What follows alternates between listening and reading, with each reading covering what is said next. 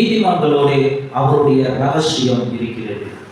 ஆண்டவராகிய இயேசு கிறிஸ்துவின் ரகசியம் யாரோடு இருக்கிறது என்றால் நீதிமான்களோடு. யார் நீதிமான்கள் என்றால் இயேசு கிறிஸ்துவின் இரத்தத்தினால் கழுவப்பட்டவர் நீங்களும் நானும் தான் நீதிமான்கள். அவரை சொந்த இரட்சகராக ஏற்றுக்கொண்டிருக்கிற நீங்களும் நானும் தான் நீதிமான்கள்.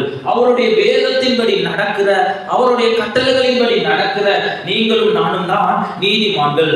அப்படி இருக்கிறவர்களோடு தேவனுடைய ரகசியம், இயேசு கிறிஸ்துவோடைய ரகசியம் காணப்படும். அவர் உங்களுக்கு ரகசியமான காரியங்களை மறைக்கவே மாட்டார். அழகாக ஆபிரகாமுக்கு சொல்கிறார், முன்னாடி நடக்கக்கூடிய காரியம் சிநேகிதனாகிய ஆபிரகாமுக்கு நான் மறைப்பேனோ என்று சொல்கிறார்.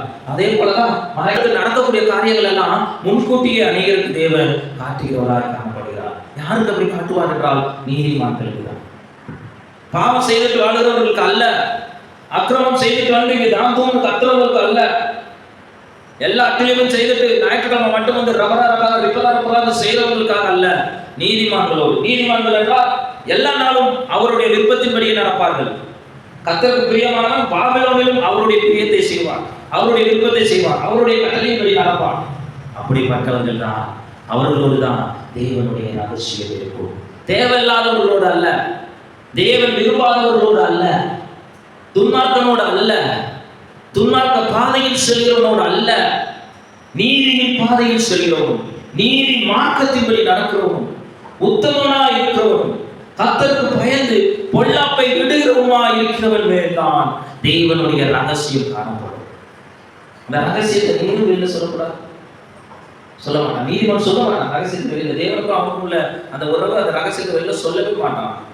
அவன் ஜெபிக்கிற ஜபத்தை கூட ரகசியமா தான் வைத்திருப்பான். இவ்வளவு நேரம் நான் ஜெபிக்கிறேன், அப்படி ஜெபிக்கிற கூட ரகசியமா தான் வைத்திருப்பான். நான் இப்படி இருக்கிற ஆண்டவருக்குள்ள ரகசியமா தான் வைத்திருப்பான். தேவ விரும்பினாதான் அதை வெளிக்கொண்டு வருவான். நீதிமான்களோடு தேவனுடைய ரகசியம்.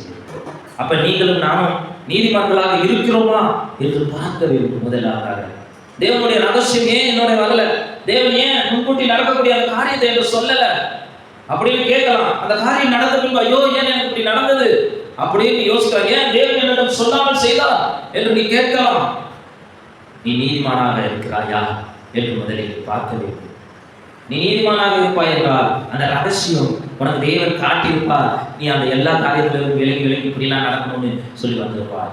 நீ நீதிமானாக ஒரு சில காரியத்துல கூட நீ வழி விலகி போயிருப்பாய் என்றால் நீ நீதிமானாக இருக்க மாட்டார்.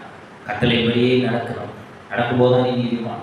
அவர் விரும்புவது போல இருக்கணும். இருக்கும்போதுதான் நீதிமான். அப்பதான் நீ பாக்கியவானா இருந்தாவார். அப்பொழுதுதான் உன்னோடு தேவனுடைய ரகசியம்